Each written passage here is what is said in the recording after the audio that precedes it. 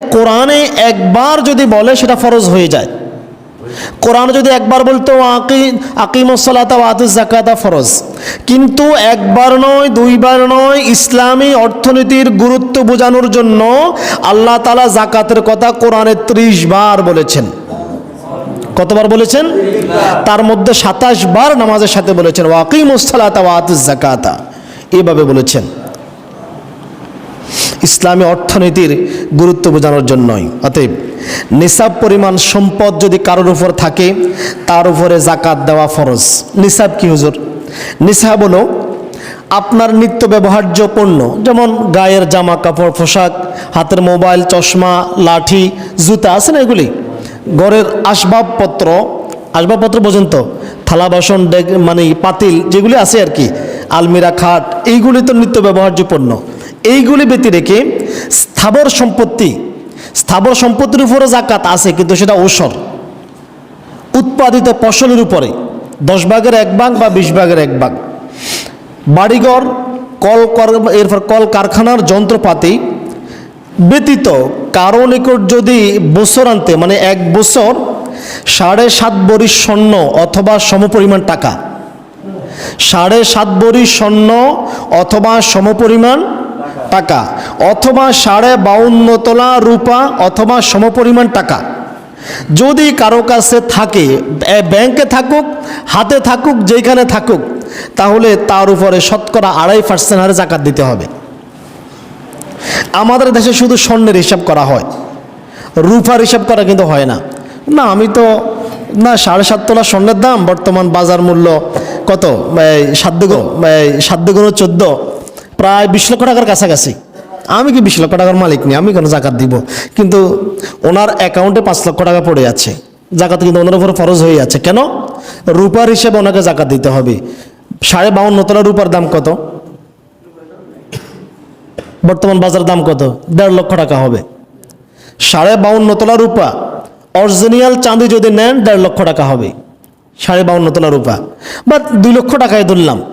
এখন কারো কাছে 2 লক্ষ টাকা থাকলেই তাকে যাকাত দিতে হবে, কারণ এখানে তো শুধু স্বর্ণ রূপার কথা বলে না, সমপরিমাণ অর্থের কথা বলছেন।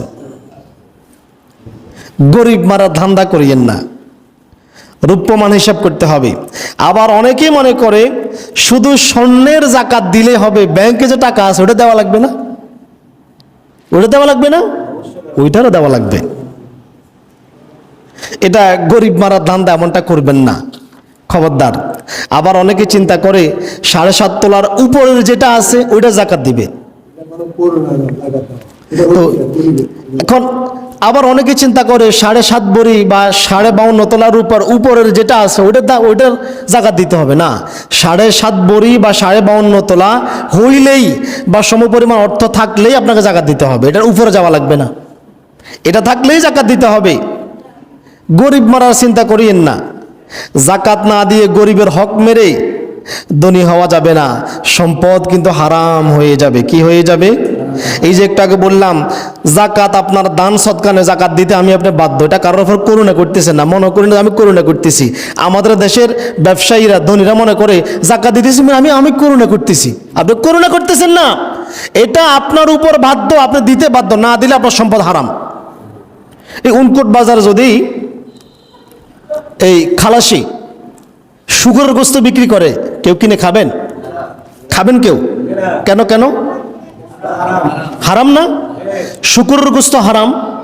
এখন গরুর গোস্ত বিক্রি করে, এটা খাওয়া কি? উনকোট বাজার বড় একটা গরু জবাই করছে, তার গোস্ত সবাই খাবেন না? খাবেন। এখন যেই লোক যাকাত দেয় নাই, বছরের পর বছর এই সম্পদ হারাম হইতে হইতে হইতে এমন পর্যায়ে চলে গেছে, এখন তার শুকরের গোস্ত খাওয়া আর গরুর গোস্ত খাওয়া সমান। ওই যে হারাম অর্থ দিয়ে গরুর গোস্ত কিনে খাওয়ার কারণে এটা হারাম হয়ে গেছে। নাউজুবিল্লাহ বলে না, গায়ের উপর উঠছে যাইবারে। হারাম বক্ষণকারীর কোনো দোয়া আল্লাহ কবুল করে না। আবু হুরায়রা রাদিয়াল্লাহু তাআলা আনহু বলেন, আল্লাহর নবী সাল্লাল্লাহু আলাইহি ওয়াসাল্লাম বলেছেন, ইন্নাল্লাহা তাইয়্যিবুন, নিশ্চয় আল্লাহ হচ্ছেন ফুত পবিত্র, লা ইয়াকবালু ইল্লা তাইয়্যিবান, তিনি ফুত পবিত্র ছাড়া গ্রহণ করেন না। আল্লাহ তাআলা রাসূলদের যে নির্দেশ দিয়েছেন, একই কাজের নির্দেশ মুমিনদেরকেও দিয়েছেন। নবীদের যে নির্দেশ দিয়েছেন মুমিনদের জন্য একই নির্দেশ দিয়েছেন। আল্লাহ তাআলা বলেন, ইয়া আইয়ুহার রাসূল, হে নবী, কুলু মিন তাইয়্যিবাতিন, আপনি ফুতু পবিত্র রিজিক আহার করেন। এরপরে বলতেছেন ওয়া আমালু সালিহান, এবং সৎকর্ম করেন। এটা দ্বারা বোঝা যায় আপনি হালাল রিজিক না খেয়ে ইবাদত করে কোনো কাজে আসবে না। আবার আল্লাহ তাআলা অন্যত্র বলেন, ইয়া আইয়ুহাল্লাযীনা আমানু কুলু মিন তাইয়্যিবাতি মা রাযাকনাকুম, হে ঈমানদারগণ, আমি তোমাদের রিজিক স্বরূপ জাত কিছু দিয়েছি ফুত পবিত্র হিসাবে, তো পাক পবিত্র হিসাবে তোমরা সেখান থেকে আহার করো, সেখান থেকে ভক্ষণ করো। অতঃপর নবী সাল্লাল্লাহু আলাইহি সাল্লাম উদাহরণস্বরূপ এক ব্যক্তির কথা উল্লেখ করলেন, যেই ব্যক্তি অনেক দূর দূরান্তে সফরে আছে, মুসাফির, মরুভূমি পার হয়ে গেছে, চুলগুলি উস্কো খুস্কো, দাড়ি এলোমেলো, চুল এলোমেলো, পোশাক ধুলাবালিতে পরিপূর্ণ।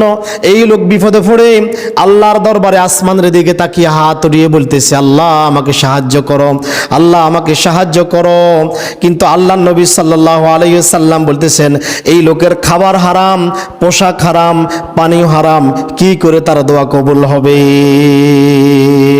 হারাম খাইয়ে বিপদে পড়ে দোয়া করবেন আর বলবেন যে আল্লাহ কবুল করে নাই, আল্লাহর দোষ। আস্তাগফিরুল্লাহ, আস্তাগফিরুল্লাহ। হারাম ভক্ষণকারীর দোয়া কবুল হয় না। শুনেরা মনে রাখুন, যেই মালের যাকাত বের করা হয়নি, এই মালের ভিতরে গরিবের সম্পদ রয়ে গেছে। কার সম্পদ রয়ে গেছে? গরিবের অর্থ রয়ে গেছে।